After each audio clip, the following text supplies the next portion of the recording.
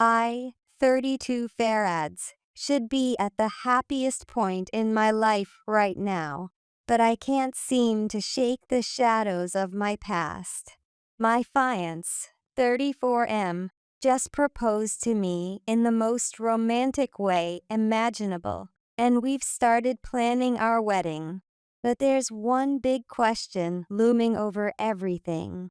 Should I invite my parents? To understand why this is such a difficult decision, you need to know about my family. We're the textbook definition of dysfunctional. My father, 62 is obsessed with success and has some pretty misogynistic views. My mother, 60 feuds, used to be a real beauty, and even now, she just goes along with whatever my father says. For as long as I can remember, my father has had impossibly high expectations for me, always prefacing his demands with, "Despite being a girl, I still remember the day when I was just 12 years old, that my father declared, 'You're going to become a lawyer, and eventually, a senator.' From that moment on, my life wasn't my own anymore. It was just a tool to fulfill my father's dreams. If I got good grades, I'd be showered with praise. If my grades slipped even a little, he wouldn't speak to me for days. This constant psychological abuse slowly chipped away at my self-esteem. One incident stands out in my memory. I was 14, and I had just received my report card. I had straight A's in everything except math, where I got a B+.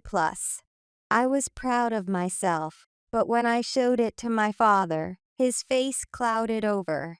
He took one look at that B+ and said, "Is this the best you can do? How do you expect to get into a top law school with grades like this?" He didn't speak to me for a week after that.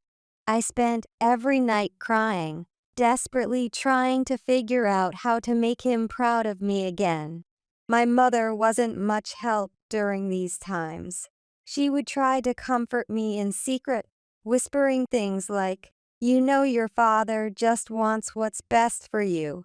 Or he'll come around, just give him time." But she never stood up to him, never challenged his treatment of me. In a way, her silent complicity hurt almost as much as my father's active abuse. When I got to college, I tasted freedom for the first time. I made new friends who showed me that there was so much more to life than just meeting my father's expectations. I joined clubs, tried new hobbies, and for the first time, I started to discover who I was as a person, not just as my father's daughter. It was during this time that I met my best friend, who would later become my business partner. She was everything I wasn't: confident, outspoken, and utterly unafraid to be herself. We hit it off immediately, and she quickly became my confidant. She was the first person I ever truly opened up to about my family situation. One night, after a particularly stressful phone call with my father where he berated me for getting a B on a midterm, I broke down and told her everything. She listened without judgment, and then she said something that changed my life. "You know you don't have to live like this, right? You're allowed to make your own choices." It was like a light bulb went off in my head. For the first time, I realized that I had options. I didn't have to follow the path my father had laid out for me. I could make my own decisions, pursue my own dreams. And that's when I made the decision that would change everything. I dropped out of college. My father's reaction was, well, let's just say it was explosive. I still remember every word of that phone call. He called me a disgrace to the family and told me to never show my face again. He said I was throwing away everything he and my mother had worked for, that I was ungrateful and selfish. The last thing he said before hanging up was, "You're dead to me," just like that. I was cut off completely. The following months were some of the hardest of my life. I was suddenly on my own, with no financial support, and no idea what I was going to do next. But I had my best friend, and together, we started brainstorming ideas for what we could do. We noticed that a lot of small businesses in our area were struggling with their online presence. Many of them didn't even have websites, let alone social media accounts. That's when we had our light bulb moment. We could help these businesses get online and grow their digital presence. We started small, just the two of us working out of my tiny studio apartment. Our first client was a local bakery that had been in business for 50 years but had never had a website. We built them a simple site and set up their social media accounts. The impact was almost immediate. Their business started booming as younger customers discovered them online. From there, things just took off. We reinvested every penny we made back into the business, slowly expanding our services and taking on more clients. It wasn't easy. There were plenty of late nights, stressful deadlines, and moments where we weren't sure if we were going to make it. But we persevered. Now, 5 years later, we have a thriving digital marketing agency with a team of 20 people. We work with businesses all over the country, helping them grow their online presence and reach new customers. It's more success than I ever dreamed possible, especially in those dark days right after I left college. Through all of this, I didn't have any contact with my parents. At first, it was because I was too hurt and angry. Later, it was because I was too busy building my life and my business. And if I'm being honest, a part of me was afraid. Afraid that if I reached out, I'd be met with the same disappointment and criticism that had defined my childhood. But now, here I am, engaged to be married to an amazing man who loves and supports me for who I am. My fiance knows everything about my past and says he'll support whatever decision I make about inviting my parents. But I'm still torn. A wedding is supposed to be the start of a new life, but part of me, that wounded little girl inside, still craves my parents' approval. I can't help but wonder if inviting them could be a chance to heal old wounds. But then I remember all the pain, all the sleepless nights spent crying because I wasn't good enough. And I'm not sure if I want to open myself up to that again. My fiance suggested that we could invite them, but set clear boundaries. He said we could have a conversation with them before the wedding, lay out our expectations for their behavior, and make it clear that any negativity or attempts to control me won't be tolerated. It sounds good in theory, but I'm scared. What if they agree to everything and then cause a scene at the wedding? What if seeing them brings back all those feelings of inadequacy? On the other hand, what if not inviting them is something I'll regret later? What if this could be a chance for reconciliation and I'm throwing it away out of fear? I've worked hard in therapy to process my childhood trauma. But this decision is bringing it all back to the surface. I've tried to imagine both scenarios. In one, my parents come to the wedding and everything goes smoothly. They're on their best behavior, and we have a heartfelt conversation that starts to mend our relationship. Maybe my father finally tells me he's proud of me, not because I became a lawyer or a senator, but because of who I am and what I've accomplished on my own terms. Maybe my mother finds her voice and apologizes for not protecting me when I needed her most. In the other scenario, they come and make snide comments about my choices, criticize my dress, my fiance, my career, and turn what should be the happiest day of my life into a nightmare. I can almost hear my father's voice, asking why I couldn't have just followed his plan for me, telling me that I could have been so much more if I had just listened to him. I can see my mother's silent disappointment, her eyes filled with the same quiet resignation I remember from my childhood. Then there's the third option, not inviting them at all. Part of me feels a sense of power in that choice. After years of them controlling every aspect of my life, I'd be the one making the decision. I'd be protecting myself and my new family from their toxicity, but would I be able to enjoy my wedding, knowing they're not there? Or would their absence be a cloud hanging over the day? I've talked to my fiance about all of this, and he's been incredibly supportive. He says that whatever I decide, he'll stand by me. He's even offered to be the one to communicate with my parents if I decide to invite them, to take some of the pressure off me. His support means the world to me, but it also makes me realize how different he is from my father. He respects my choices, values my opinions, and puts my well-being first. It's a stark contrast to how I grew up. My best friend, who's also my business partner, has a different take on the situation. She was there through some of the worst times with my parents, and she's firmly in the don't invite them camp. She reminds me of the night I called her, sobbing, after my father disowned me. She was the one who helped me pick up the pieces, who believed in me when I didn't believe in myself. She's worried that having them at the wedding will bring back all the stress and anxiety that I've worked so hard to overcome.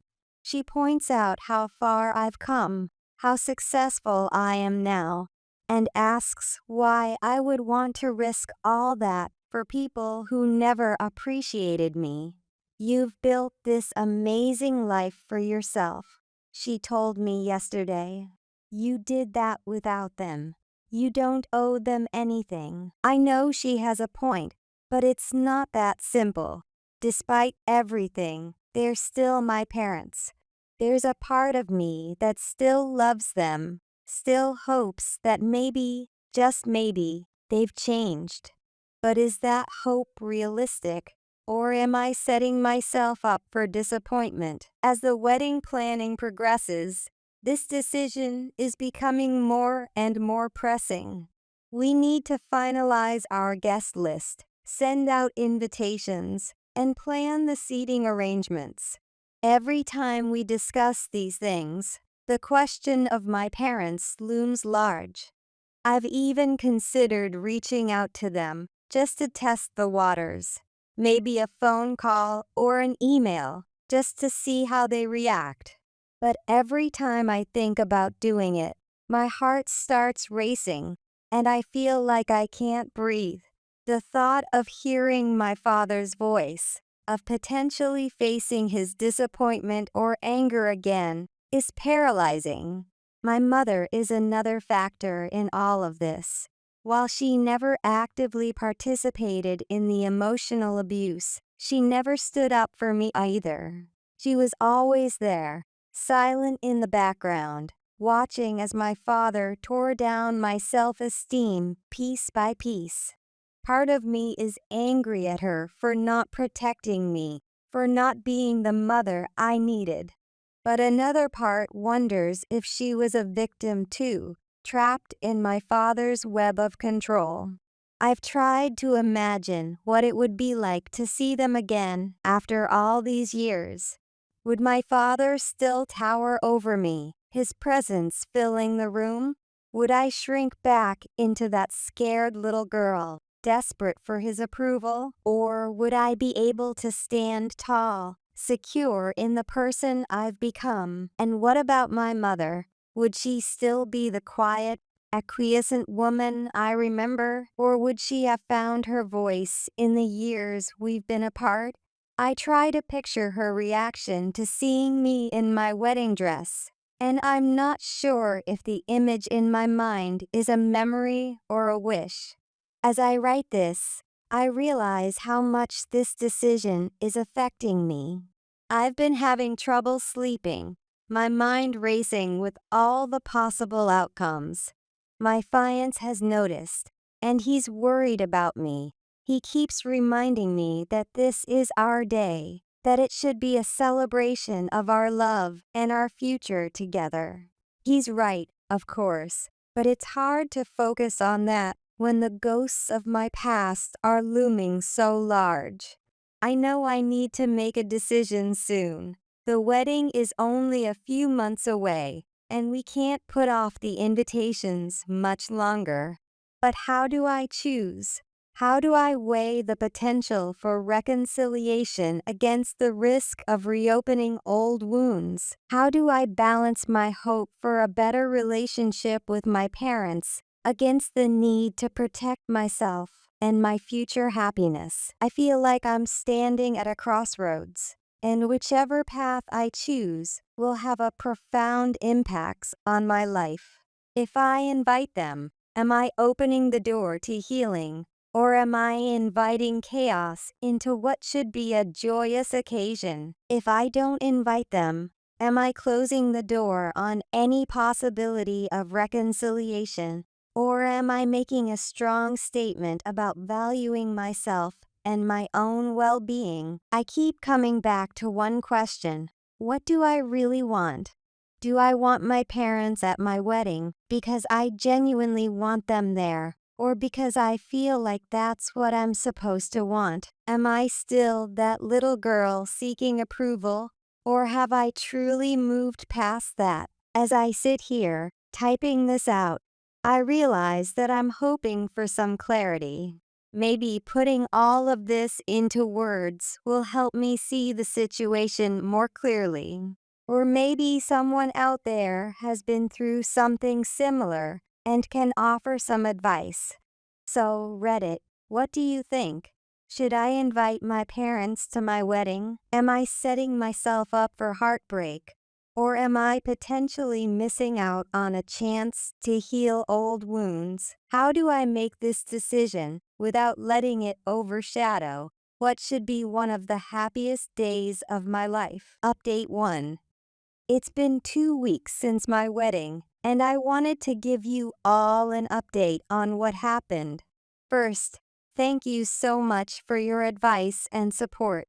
After much deliberation with my now husband, I decided to invite my parents to the wedding. When I sent the invitation, I was a bundle of nerves. Days passed with me jumping at every phone notification.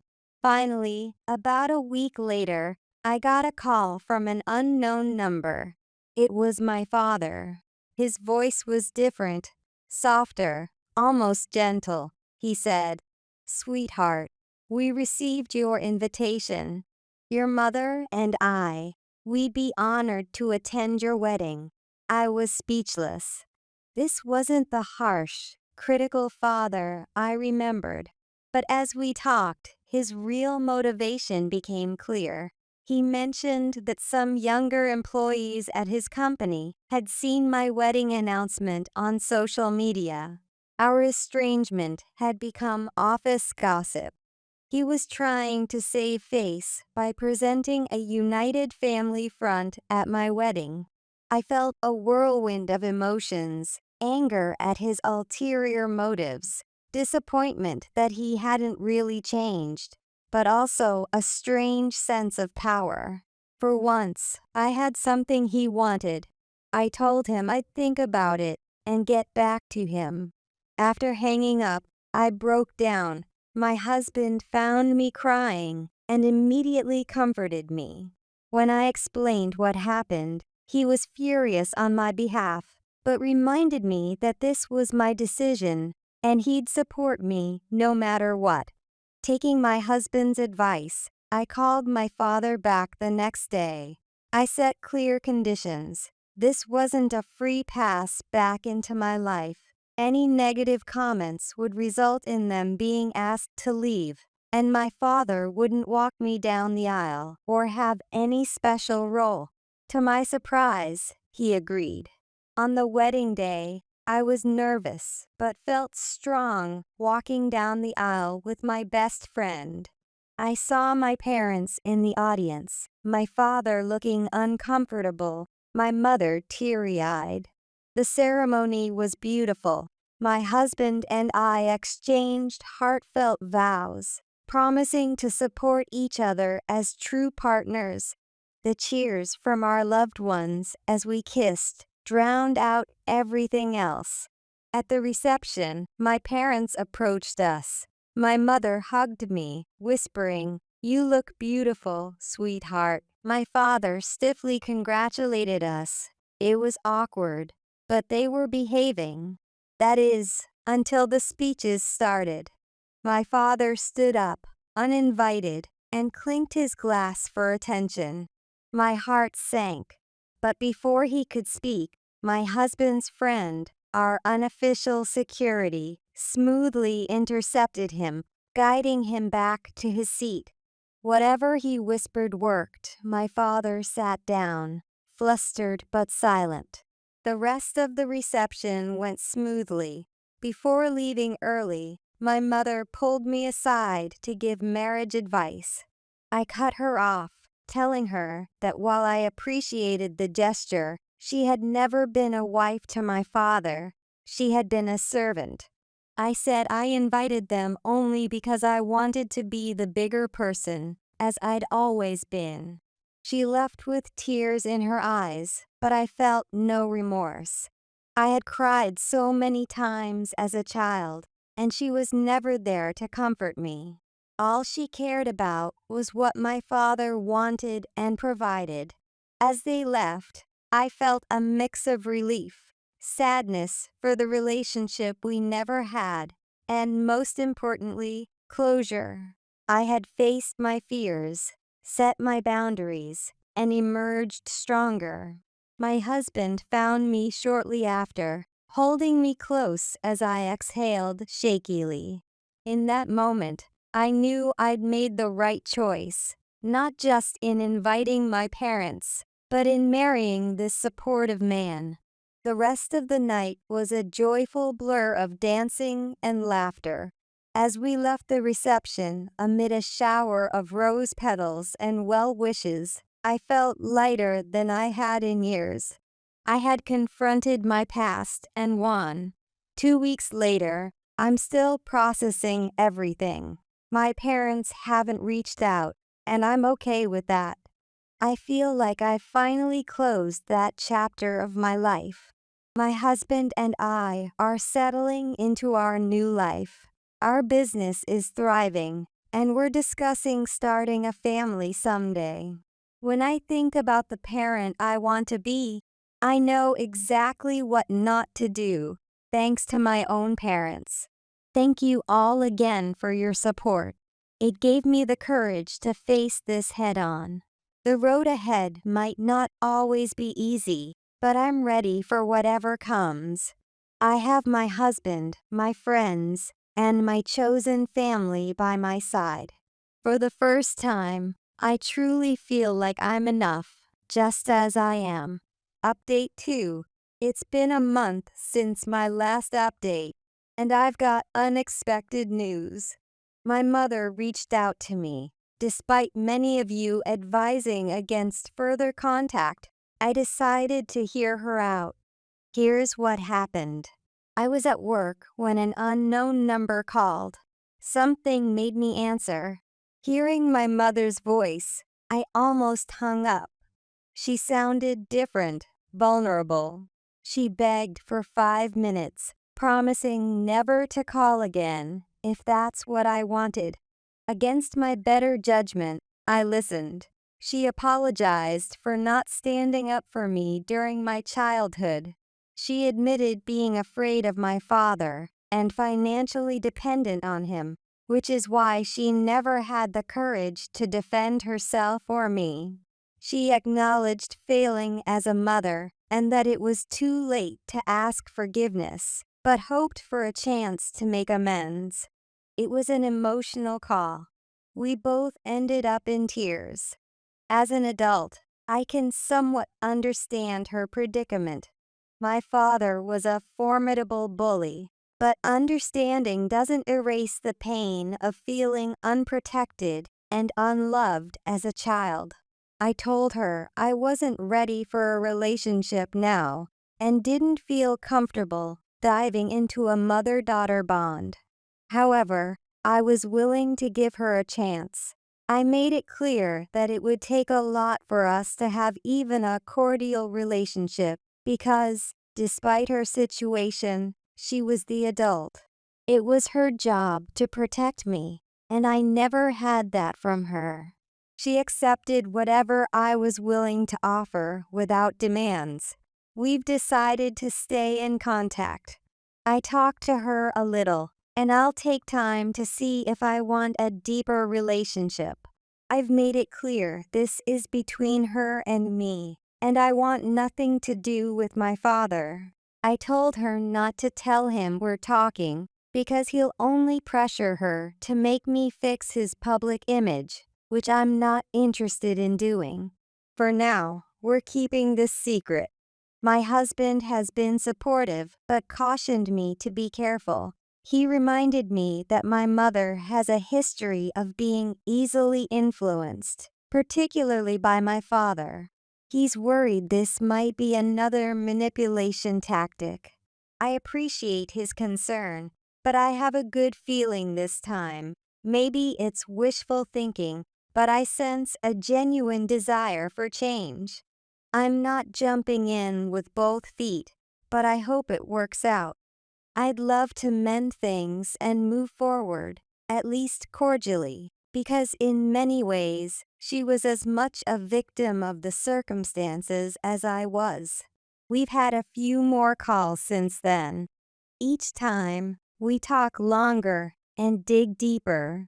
She's shared things about her own childhood I never knew. Apparently, her father was a lot like mine, domineering and critical. It doesn't excuse her behavior, but it helps me understand how she ended up this way. In our last call, she asked to meet in person. I'm nervous about this. It's one thing to talk on the phone, where I can hang up if things get intense. It's another to sit across from her, seeing the face that's haunted my memories for so long. I haven't answered yet. Part of me wants to see if the woman on the phone matches the mother in my memories.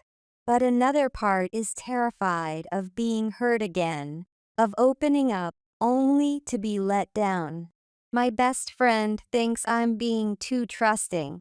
She remembers how broken I was after my parents disowned me, and worries I'm setting myself up for more pain. People don't change that much, she warned.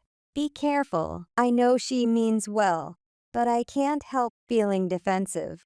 Don't I deserve a chance at having a mother? Don't I deserve to try healing this long festering wound? My husband, as always, is my rock. He'll support whatever I decide, but reminds me to protect myself. You've come so far, he said. Don't let anyone, even your mother, jeopardize your peace. I'm torn between hope and fear, between longing for a mother's love and needing to protect myself. I know I need to decide soon about meeting her. But how do I know if I'm ready? How do I protect myself while opening up enough to give this a real chance? I've changed so much. A few years ago, I would have jumped at the chance to reconcile, desperate for parental approval. Now, I'm more cautious and aware of my worth. I know I don't need their approval to be happy or successful, but that little girl inside me still just wants her mom. I'm unsure what to do. Part of me wants to meet her, to see if we can build a healthy relationship. Another part wants to keep her at arm's length to avoid disappointment. How do I navigate this? How do I balance hope for reconciliation with self-protection? Has anyone been through something similar? How did you handle it? Thank you all for your continued support. Your advice has been invaluable. I'll update you on my decision and how things go. Update 3. It's been 3 weeks since my last post, and I have a final update for you all. I wish I could say things turned out differently, but sometimes life doesn't give us the happy endings we hope for. After much deliberation, I decided to meet with my mother. We agreed to meet at a cafe not far from my place. I told my husband I wanted to do this alone, but I still needed him nearby in case I wanted to bolt. That turned out to be a wise decision. When I arrived at the cafe, my mother was already there, but she wasn't alone. My father was with her. Part of me wanted to leave right then, but I decided to hear them out. That was a mistake. My father immediately started in on me. He went on and on about how he was a great parent and that I remembered everything incorrectly. My mother, true to form, didn't say a single word. It was like I was transported back to my childhood, with my father dominating the conversation and my mother silently complicit. 15 minutes in, I dropped an SOS text to my husband and left. I couldn't take any more of the gaslighting and manipulation. 18 years of it were enough to last a lifetime. Needless to say, my mother is blocked again, and no power on earth will change that. She has broken my trust for the last time, and I'm done with both of them. I cannot take any more of this emotional torture. I'm angry, hurt, and disappointed, but mostly I feel relieved. It's like a weight has been lifted off my shoulders. Now I know, without a doubt, that I'll never regret not giving them another chance. My parents have proven once again that they're incapable of change or genuine care for my well-being. My husband and best friend have been my rocks through all of this. When I got home from the cafe, I broke down crying. They were there to comfort me, reminding me of how far I've come and how much I've achieved without my parents' support. My husband said something that really resonated with me. Family isn't always blood. It's the people in your life who want you in theirs, the ones who accept you for who you are, support you, and want you to succeed. I realized that I do have a family. It's just not the one I was born into.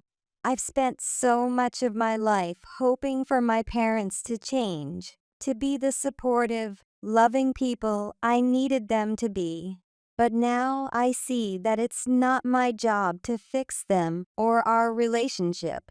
I can't change them, and I shouldn't have to change myself to earn their love. This experience has made me even more grateful for the family I've chosen, my husband, my best friend, our close-knit group of supportive friends. They've shown me what unconditional love and support really look like. I know some of you might think I'm giving up too easily, that family is family no matter what. But I've given my parents so many chances over the years, and each time they've shown me exactly who they are. It's time I believe them. This doesn't mean I'm not sad. There's a grief that comes with accepting that you'll never have the parents you deserved. But there's also freedom in letting go of that hope. in no longer tying your self-worth to their approval. Moving forward, I'm focusing on the positives in my life. My business is doing well, my marriage is strong, and I'm surrounded by people who genuinely care about me. I'm also considering starting therapy again, to work through the emotions this experience has brought up. To those of you who shared similar stories or offered advice, thank you. Your words help me more than you know. And to those who are in similar situations, wondering if you should give your toxic parents another chance, I hope my story can offer some perspective. Remember, you are worthy of love and respect, regardless of how your parents treat you. It's okay to prioritize your own well-being. It's okay to set boundaries. And it's okay to walk away if those boundaries aren't respected. This will be my last update on this situation. That chapter of my life is closed now, and I'm ready to move forward. Thank you all for your support throughout this journey. It's meant more to me than I can express. Here's to new beginnings, chosen families, and the courage to prioritize our own happiness and well-being.